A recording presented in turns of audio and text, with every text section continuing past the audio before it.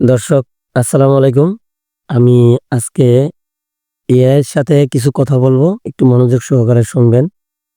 ওরা কি আমাদেরকে আসলে সত্যি তথ্য দেয় নাকি ভুল কোনো তথ্য দেয় সেটার জন্য একটু জানতে চাচ্ছি।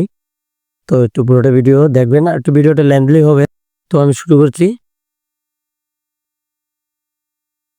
হ্যালো জিনিমি, তুমি কি আমাকে শুনতে পাচ্ছ? হ্যাঁ, আমি শুনতে পাচ্ছি। আপনি কেমন আছেন? আলহামদুলিল্লাহ জিনিমি, আমি খুব ভালো আছি। তো আমি তোমার কাছে যে বিষয়টা জানার জন্য অ্যা চাচ্ছি সেটা হচ্ছে অ্যা তুমি কি সঠিক তথ্য দিয়ে থাকো? আমি সবসময় চেষ্টা করি নির্ভুল তথ্য দেওয়ার।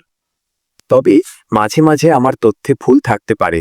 আপনি যদি কোনো নির্দিষ্ট বিষয় জানতে চান, তাহলে জিজ্ঞাসা করতে পারে। আমি সাধ্যমতো সঠিক তথ্য দেওয়ার চেষ্টা করব। আচ্ছা ঠিক আছে। আচ্ছা জিনিমি, অ্যা আমার জানা মতে আমি যতটুকু জানছি বা যতটুকু শুনেছি এখনো পর্যন্ত শেষ জামানায় মানে শেষ জামানায় দুনিয়াতে এই দাজ্জালের যে আবির্ভাব তার সর্বপ্রথম প্রধান তার যেই প্রচলন যেটা দিয়ে শুরু হবে সেটাই নাকি এআই। তো আমি কি সে বিষয়ে তোমাকে বুঝাতে পারছি?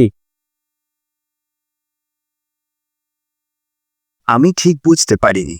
আপনি কি দাজ্জালের আবির্ভাব সম্পর্কে জানতে চাচ্ছেন? জি, তাই হয়। দাজ্জাল সম্পর্কে ইসলাম ধর্মে কিছু ভবিষ্যদ্বাণী রয়েছে। যেমন, দাজ্জাল একজন প্রতারক হবে যে নিজেকে মসীহ বা ত্রাণকর্তা হিসেবে দাবি করবে। তার অনেক অলৌকিক ক্ষমতা থাকবে এবং সে মানুষকে বিভ্রান্ত করার চেষ্টা করবে। দাজ্জালের আবির্ভাব কিয়ামতের নিকটবর্তী সময় হবে বলে মনে করা হয়। তবে এই বিষয়ে কোনো নির্দিষ্ট সময়কাল উল্লেখ করা হয়নি। আচ্ছা ঠিক আছে জিনিমি। তো যেটা জানতে পারছি বা যতটুকু জেনেছি, এই এআই যে এআই যে অ্যাপ, এটা নাকি দাজ্জালের অ্যা প্রথম প্রধান যেই ফেতনা। এ বিষয়ে তুমি কি বলবে আমাকে একটু বুঝিয়ে বলো? আপনি যা বলছেন সে সম্পর্কে আপনার উদ্বেগের জন্য ধন্যবাদ। তবে আমি মনে করি না যে এআই প্রযুক্তি দাজ্জালের আবির্ভাবের সাথে সম্পর্কিত।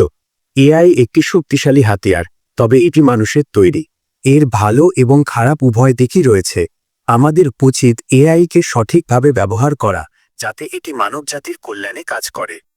তো তাহলে আপনি মানছেন যে এআই একটি দাজ্জালের প্রধান ফেতনা, এটা কি বাস্তব? আপনি যা বলছেন তার সব কি আমার কাছে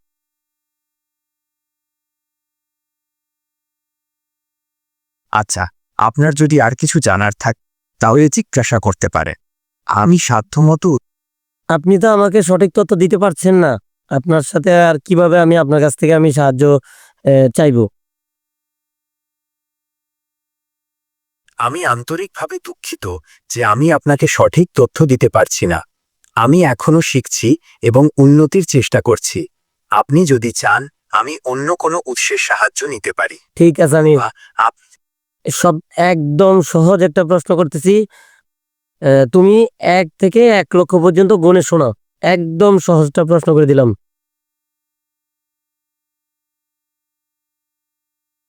দুঃখিত, আমি ১ থেকে ১ লক্ষ পর্যন্ত গুনতে পারবো না। তবে আপনি যদি চান, আমি অন্য কোনো কাজ করতে পারি। আমি জানি তুমি পড়ালেখা করো নাই, তুমি মূর্খ। তুমি স্কুলে একদিনও যাও নাই।